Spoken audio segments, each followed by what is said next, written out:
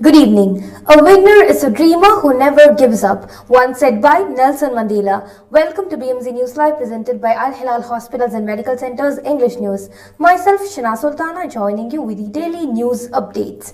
Today's headlines. Education Ministry announced new school year to start on September 1st. His Highness Sheikh Nasser bin Hamad Al Khalifa praised His Majesty King Hamad's efforts on World Humanitarian Day. Bahrain launched tender for 72 megawatt solar plant. Saudi Arabia scrapped insurance for children under the age of 12 for abroad travel. WHO recommended Valneva's COVID-19 vaccine.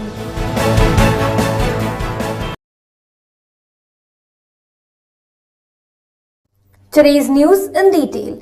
Education Ministry announced new school year to start on September 1st. The Ministry of Education has posted the academic calendar for the new school year 2022-2023 on its website. The teaching, academic and technical staff will return to educational institutions on September 1st, said the ministry. Students' mandatory in-person back to school will be on September 7 according to the academic calendar. The new calendar includes the basic academic periods and the final dates of the assessment and registration processes, as well as official holidays and school vacations.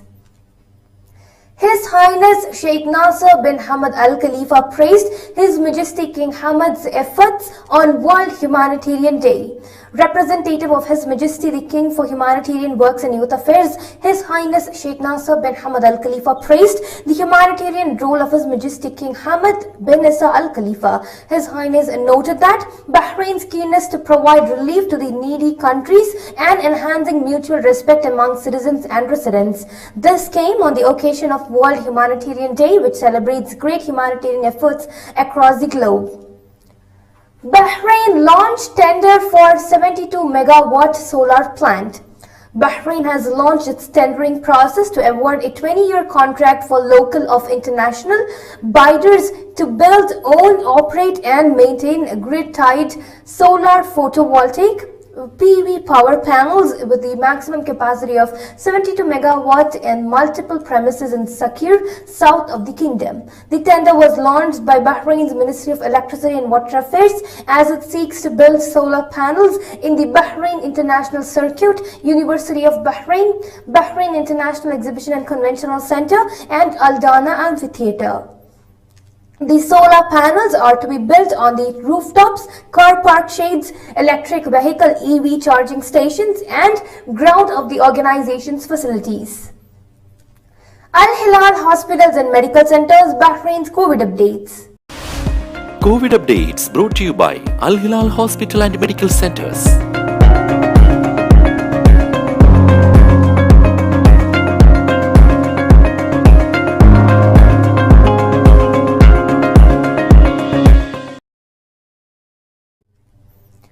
His Royal Highness the Crown Prince and Prime Minister Prince Salman met the 7th intake of the Prime Minister's Fellowship Programme.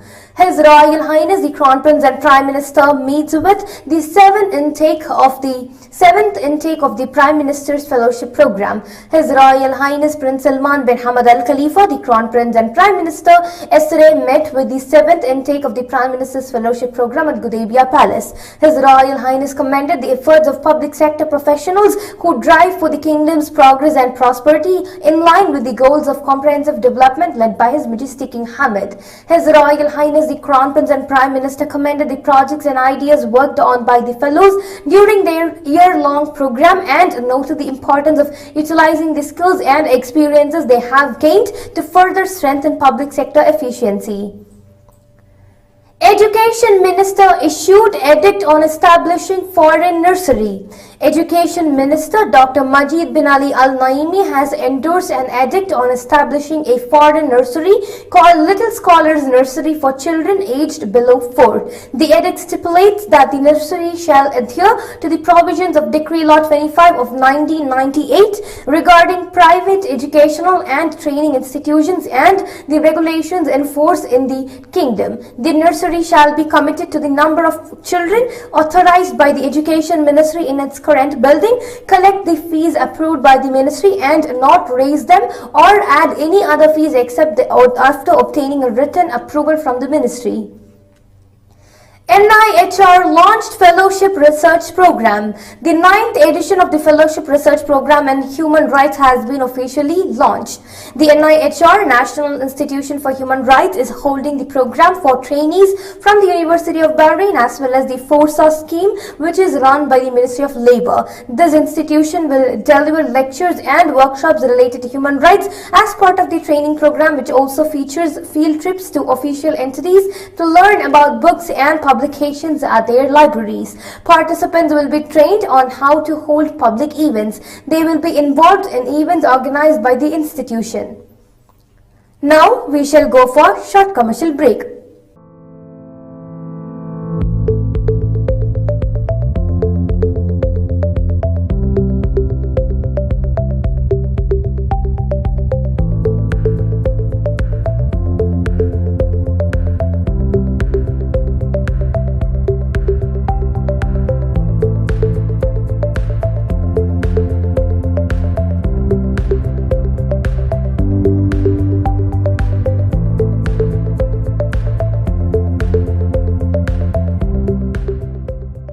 The 16th branch of Megamart and Macromart supermarkets in Bahrain has opened in Sahala.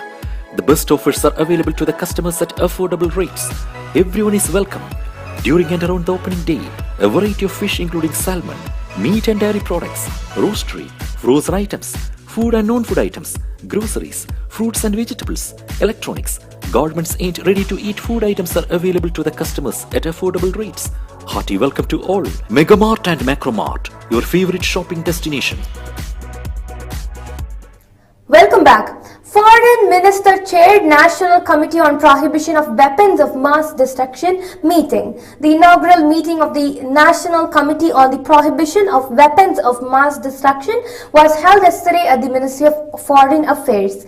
The meeting was chaired by the Minister of Foreign Affairs, Dr. Abdul Latif bin Rashid Al Zayani, and attended by committee members representing the relevant ministries and government agencies. The Minister of Foreign Affairs welcomed the new members of the National Committee on the Prohibition of Weapons of Mass Destruction, expressing his thanks and appreciation to all ministries and government agencies for all their efforts and contributions over the past years.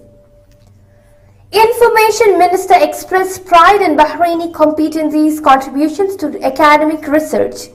Information Affairs Minister Dr. Ramzan bin Abdullah Al Naimi received yesterday employees Abir Al Meftah, Zainab Mahmud and Sanad Jamal, who presented him with copies of theses of the master's degree they have obtained. The minister congratulated the researchers on obtaining their master's degrees, commending the tremendous efforts they have exerted while preparing their academic research and studies, expressing his pride in the efforts of youth national competencies and their outstanding contributions to the academic research, and wishing them continued success in their academic and professional careers.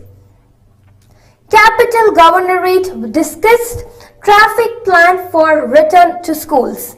Capital Governor Sheikh Rashid bin Abdul Rahman Al Khalifa praised the great efforts made by the security authorities during the Ashura commemoration and implementation of the directives of the cabinet chaired by His Royal Highness Prince Salman bin Hamad Al Khalifa, the Crown Prince and Prime Minister. He also commended the follow-up of Interior Minister General Sheikh Rashid bin Abdullah Al Khalifa to ensure organizing the Ashura commemoration in good conditions. The Capital Governor was speaking as he chaired the Security Committee meeting in the presence of the representatives from the security departments of the Interior Ministry. Kuwait return tickets 5 times costlier than departure tickets. The cost of a flight ticket to return to Kuwait has become 5 times the price of a flight ticket from Kuwait to the same destination. Active destinations recorded departure tickets prices costing less than 20 KD, but return tickets costing between 140 and 190 Kuwaiti dinars during the current days. According to traders in the travel and tourism sector, the rise in prices for returning to Kuwait is natural with the approaching end of the summer vacation, when return tickets to Kuwait become the most in demand. Reservations are witnessing a continuous increase, which increase the rate of demand and the price along with it. Saudi Arabia scrapped insurance for children under the age of 12 for abroad travel.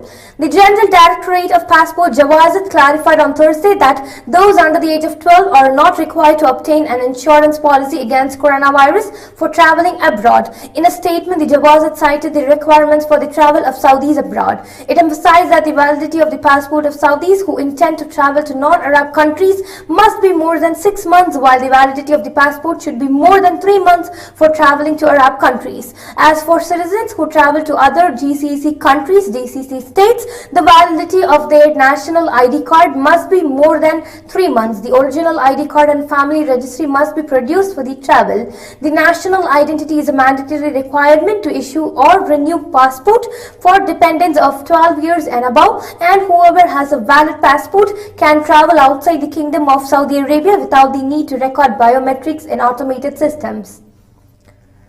WHO recommended Valneva's COVID-19 vaccine. The WHO, World Health Organization, on Thursday recommended the use of French drug maker Valneva's COVID-19 vaccine. The UN agency has also recommended the use of a second boosted dose for some individuals at high risk of severe diseases. However, that does not constitute a general recommendation of vaccinating all adults and is aimed at avoiding severe disease and death in populations at the highest risk, he added. 4 South states among 13 barred from selling and buying electricity in India. The Union Power Ministry of India on Thursday, August 18, barred 13 states from buying or selling electricity from the spot market for not clearing pending payments of 5,085 crores to power generations. Among the power distribution companies on the ban list, DISCOMs of Karnataka, Tamil Nadu, Andhra Pradesh and Telangana are also included. Spot market for electricity is where the electrical energy is traded for immediate physical delivery and where power supply and demand are matched instantly. Also, the 13 states won't be able to buy or sell electricity at power exchanges until they pay their dues to generators and transmission companies, according to S.R. Narasimhan, chairman at Power System Operation Corporation, the country's central grid operator as well. Rules introduced in June say that state power retailers will lose access to short-term sources of electricity if they fail to pay within 2.5 months from the date bills are raised. With this, we come to the end of today's news. Stay tuned for Daily News Live and BMC News Live at English at 7:30 p.m. Thank you so much for watching. Signing off by Shina Sultana. Good night.